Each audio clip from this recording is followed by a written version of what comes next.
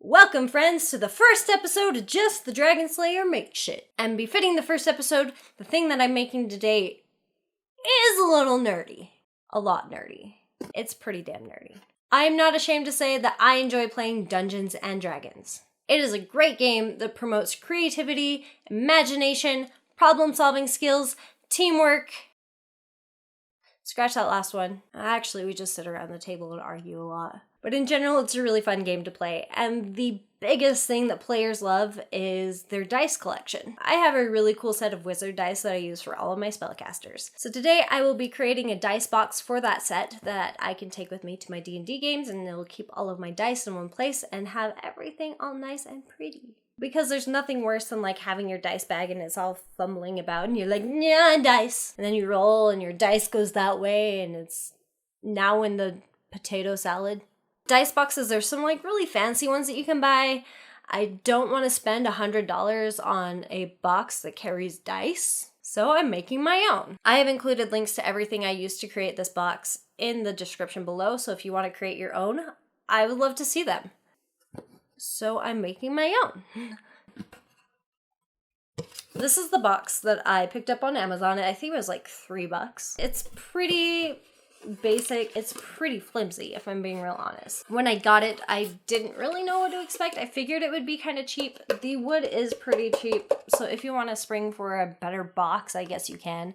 To me, it doesn't really matter. I'm fine with the wood. The hinges, not a fan of, so I will be replacing the hinges as well as the latch, because it's the dumbest latch ever, as well as sprucing it up and making it look cool. Follow me on my adventure as I create my Dungeons & Dragons dice box.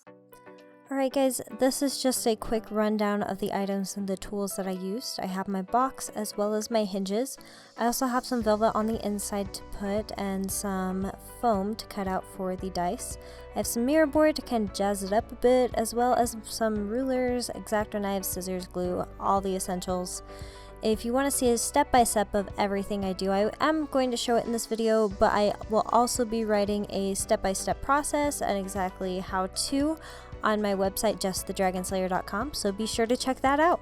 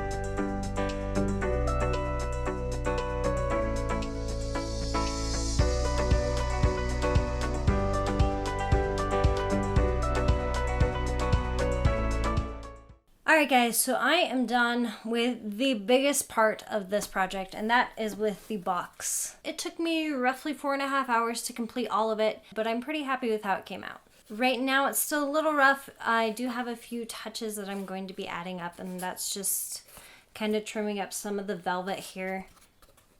Also, you notice I used a marker, and that is because this box is not going to remain like this. I am going to be adding some artwork to it to make it look more awesome. That's going to take a while though, so I probably won't do a video on it, but I will show the completed one. So I've gone ahead and replaced the latch. So this is the new, beautiful, and improved latch. I really love these latches. I think they're pretty cool. So it opens up like this, and voila! You have my dice in there. I wanted kind of like a mirror sort of effect. I may put some plexiglass or something on it, just jazz it up a little bit. But I did want something with kind of a flat surface so that I could take my dice and roll it right in my dice box.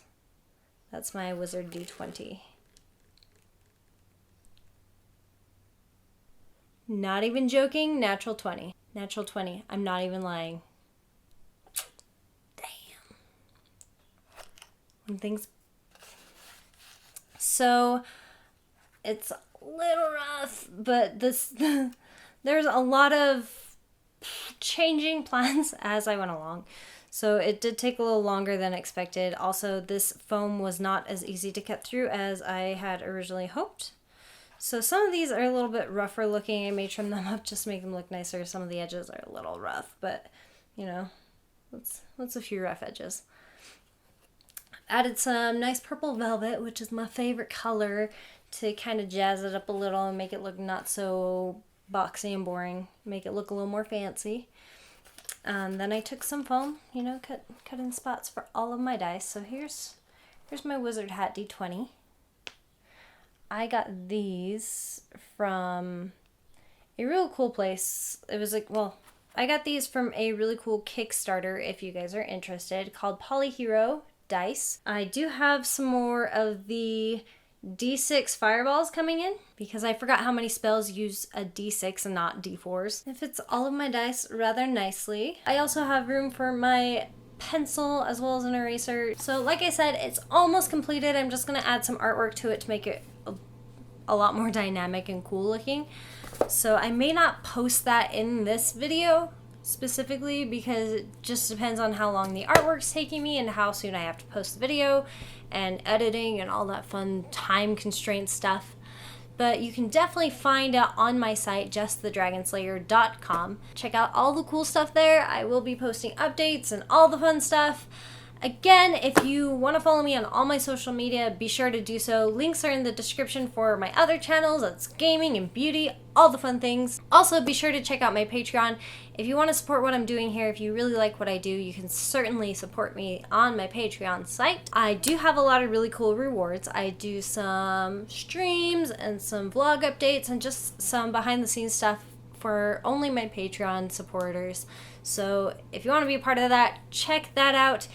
Also, if you just want some really cool stuff, you can check out the Just the Dragon Slayer store, and that is available on my website. All links to everything are in the description below. Thank you so much for watching. If you're new here and you like what you see, please subscribe. If you don't like what you see, please don't tell your friends. You guys are all amazeballs, and I will see you next time.